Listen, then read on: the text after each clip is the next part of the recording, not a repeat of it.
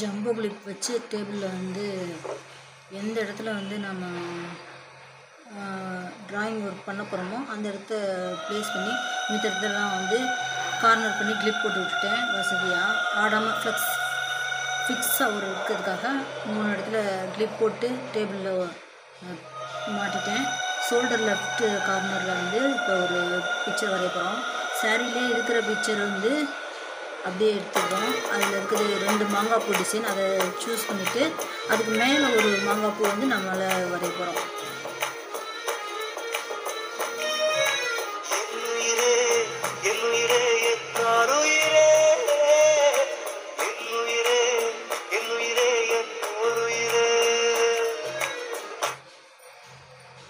Clue போட ஆரம்பிச்சாச்சு. Fabric clue first clue போட்டுட்டு மேலே வந்து ஜிக்னாவை ஸ்ப்ரெட் பண்ணணும்.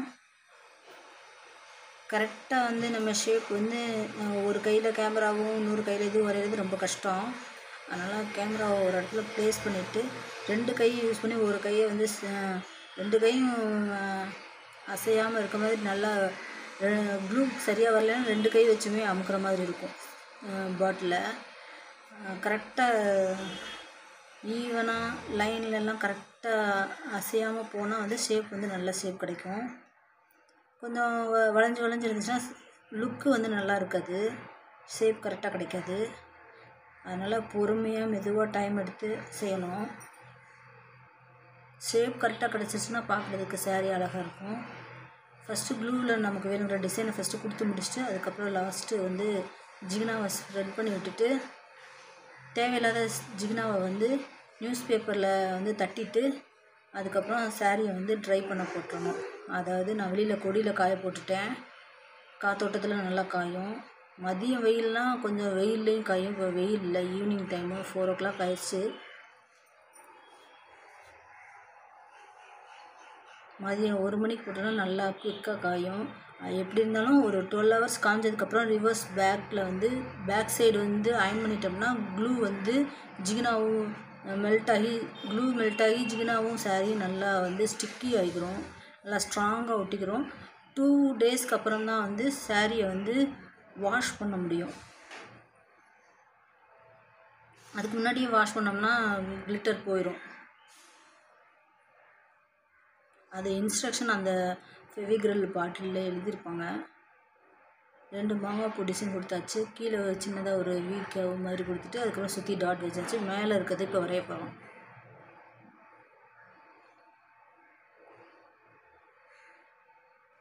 பொறுமையாக வந்து டைம் எடுத்து பண்ணும்போது நீட்டாக கிடைக்கும் பிக்சரு. கொஞ்சம் அவசரமாக ஒரே ஒரு சிங்கிள் ஹேண்ட்லலாம் வரைஞ்சோம்னா கரெக்டாக அது பொசிஷனாக இப்போ நான் நின்றுக்கிட்டு போகிறது கரெக்டாக பொசிஷன் கிடையாது. மேலே கேமரா வச்சுருக்கிறதுனால ஒரு சைடாக வளைஞ்சி தான் நான் வந்து நின்று வரைஞ்சிக்கிட்ருக்கேன். கரெக்டாக பொசிஷனாக வரையலை. டிஸ்டர்பன்ஸ் இல்லாமல் சுற்றி டிஸ்டர்பன்ஸ் இல்லாமல் நல்லா ஸ்பேஸ் இருக்கிற இடத்துல அமைதியாக இருக்கிற இடத்துல ஒரு இன்ஸ்ட்ரக்ஷன் கொடுத்தாங்க. இந்த ஸ்டிச்சிங் இந்த ஒர்க்லாம் பண்ணும்போது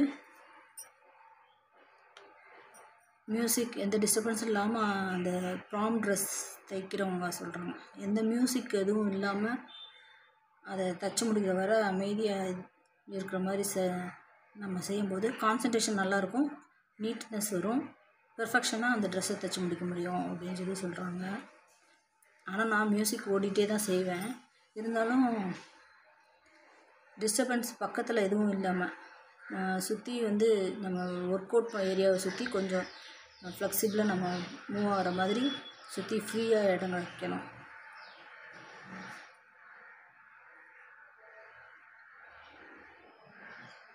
இது ரெகுலராக வந்து ரங்கோலி மாதிரி கோலம் வீட்டில் போடுறது தான். நான் மாங்காய் பூ டிசைன் எனக்கு பிடிக்குங்கிறதுக்காக அதையே நான் திருப்பி போடுறேன்.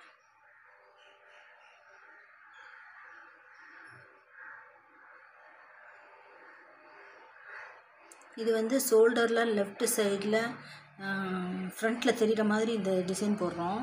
இது வந்து 2 ஆர்ம்ஸ்லேயும் போடலாம்.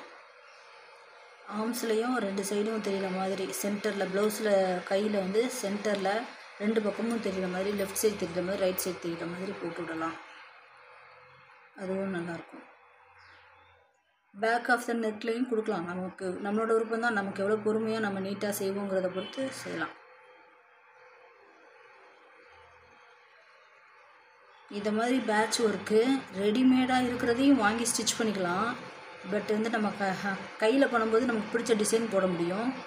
அதே மாதிரி மிரர், அதுக்கப்புறம் ஸ்டோன் ஒர்க், இதெல்லாமே இதே மாதிரி மெத்தடில் பண்ணலாம். மிரர்லாம் நிறைய ஷேப்பில் கிடைக்கிது. Diamond shape, square shape, triangle shape, oval, circle, எல்லா ஷேப்பும் கிடைக்கிது. டிஃப்ரெண்ட் சைஸ் வாரியாகவும் இருக்குது. வாங்கி டெக்கரேஷன் பண்ணலாம்.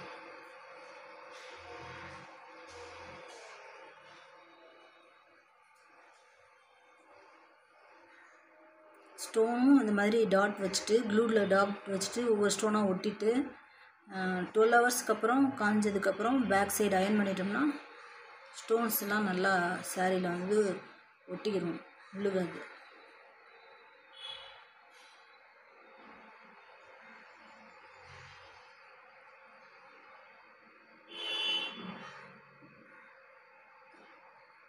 மேலே இந்த பாக்ஸ் மேலே தான் கேமரா வச்சுட்டு கீழே வந்து நான் ஒர்க் பண்ணிக்கிட்டு இருந்தேன். இப்போ ஒன் ஹேண்டில் ஜிகினா ஸ்ப்ரெட் பண்ணுறதுனால கேமரா கையில் எடுத்துக்கிட்டேன். நான் வந்து சில்வர் கிளிட்டர் ஒர்க்கு வந்து வாங்கிட்டு வந்திருக்கேன். 3D அவுட்லைனர், அது வந்து க்ளூவும் சில்வர் ஜிகினாவும் மிக்ஸ்டானது. அது 3D அவுட்லைனர் வாங்கிட்டு வந்திருக்கேன். அது வந்து சண்டே நாங்கள் பண்ணலான் இருக்கோம். ஸ்கை ப்ளூ சாரீக்கு அந்த ஷோல்டரில் வந்து ஒரு ஃப்ளவர் டிசைன் கொடுக்கலான் இருக்கோம். அது இதை விட சிம்பிளாக வேலை ஈஸியாக முடியும். நம்ம நீட்டாக வந்து பொறுமையாக கரெக்டாக ஃபஸ்ட்டு மார்க்கரை வச்சு டிசைன் வரைஞ்சிட்டு அதுக்கு மேலே கரெக்டாக ஷேக் ஆகாமல் கரெக்டாக ஷேப் கொடுத்துட்டோம்னாவே நீட்டாக வந்துடும். நல்லாயிருக்கும், பார்க்க லுக்காக இருக்கும். சண்டே மார்னிங் சுதி ஷூட் பண்ணுறேன்னு சொல்லிச்சு. இன்றைக்கி நானே எடுத்துகிட்ருக்கேன் வீடியோ. இது பார்ட் 1, அது பார்ட் 2 போடலான் இருக்கேன். ஃபேப்ரிக் டிசைன் ஒர்க்கு, அதில் வந்து நிறைய வெரைட்டி இருக்குது.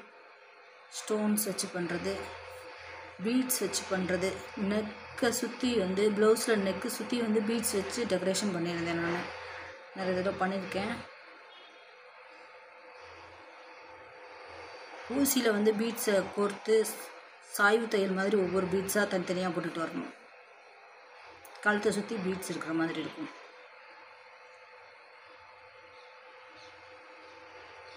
இது மாதிரி பேட்ச் ஒர்க்கு நிறையா வெரைட்டிஸ் இருக்குது.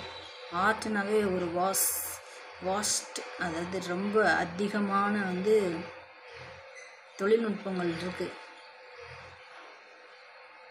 ஆர்ட் ஒர்க்குனாவே கட்டுறது கையளவுங்கிற மாதிரி கடல் அலை போல் ஆர்ட் ஒர்க்கு நிறையா இருக்குது. நிறைய வெரைட்டிஸ் இருக்குது. அது ஃபேப்ரிக்கில் இது இருக்குது அப்படிங்கிறத வந்து கற்றுக்கிட்டு ஒரு 4-5 வெரைட்டிஸ் பண்ணியிருக்கேன். எனக்கு சிம்பிளாக யூஸ் செய்ய தெரிஞ்சதை மட்டும் நான் செஞ்சுருக்கேன். ஜிகினாவெல்லாம் நியூஸ் பேப்பரில் தட்டியிருந்துருக்கலாம். நான் அவசரத்துக்கு அப்படியே வந்து பாக்ஸ்லேயே தட்டிட்டேன். அப்புறம் வெளியில் காய போட்டுட்டேன் கிளாத்தை. இதெல்லாம் யூடியூப் வீடியோ பார்த்து தான் நான் கற்றுக்கிட்டேன். ஸ்டார்டிங்கில் 2012லேருந்து நான் என்கிட்ட லேப்டாப் இருக்குது, அதுலேருந்து கற்றுக்கிட ஆரம்பித்தேன்.